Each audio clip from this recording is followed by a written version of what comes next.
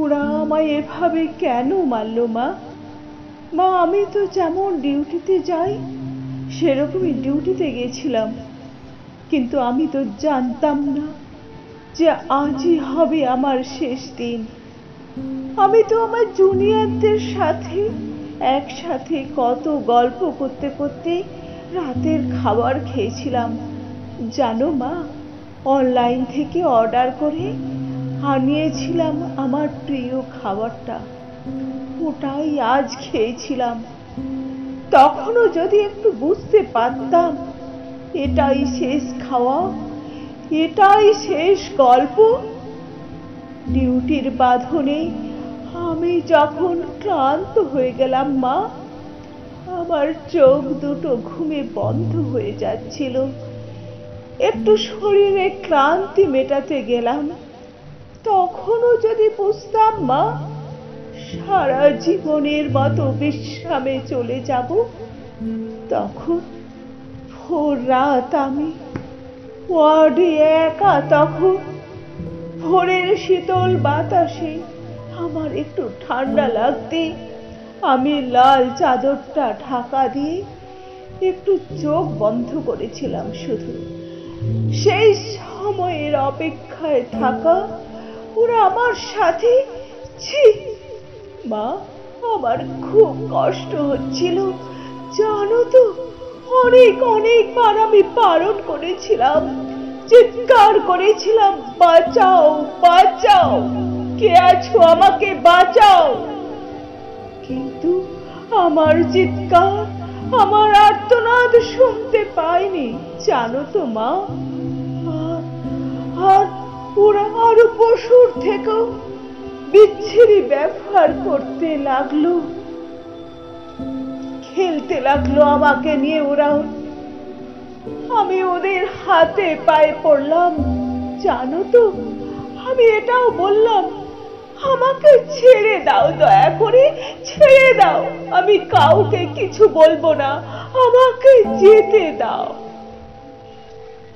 কিন্তু ওরা আর আমায় তোমার কাছে একবার যাওয়ার সুযোগটা দিল না, দিল না তোমার কোলে শেষবারের মতো মাথা রাখতে দিতে, দিল না শেষবার তোমার হাসি ভরা মুখটা দেখার সুযোগ, দিল না বাবার স্বপ্নে তার রাজকন্যার বড় ডাক্তার হওয়ার কাহিনীকে সত্যি করতে। আমার গলা টিপে ধরে, নিজেদের সর্বশক্তি দিয়ে আমার গলা চেপে ধরে, জানো মা, আমি অনেক অনেক চেষ্টা করেছিলাম বাঁচার, কিন্তু হয়তো আজ ভগবানও চায়নি যে আমি হয়তো বেঁচে থাকি। ওই পশুদের শক্তির কাছে আমি হেরে যাই, আমার গলার হাড় ভেঙে যায়। ওরা আমায় ওভাবেই ওখানে ফেলে রেখে চলে যায়, ওই বিবস্ত্র ভাবেই।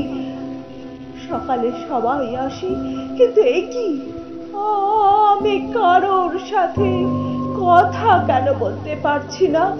তোমাকেও দেখতে পাচ্ছি, তোমায় কত করে ডাকছি, তুমি শুনতে কেন পারছো না মা আমার ডাক? ও মা, মা গো, এই তো দেখো দেখো না মা, ও মা, এই তো আমি। তুমি কাঁদছো কেন? কি হয়েছে তোমার ও মা? দেখি মা সামনে একটা লাশের দিকে তাকিয়ে হাও মাও করে কাঁদছে। লাশটার মুখ দেখতে পেয়ে আমি শিউরে উঠে, কি এটাই যে আমার নিথর দেহ? আমি কি তবে মারা গেছি? আমিও কাঁদতে শুরু করলাম।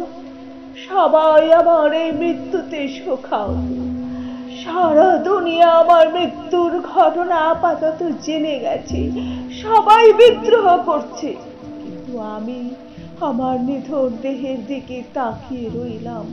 আমার শেষটা তো আরো ভালো হতে পারতো মা।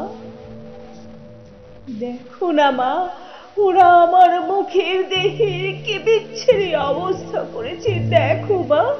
আমার চিৎকার করতে ইচ্ছে করছে, কিন্তু আমার আওয়াজ এখনো কেউ শুনতে পারছে না। আমি এতগুলো লোকের সামনে চিৎকার করছি, কিন্তু কেউ কেউ একটা আমার চিৎকার শুনতে পাচ্ছে না। কেউ না, কেউ না।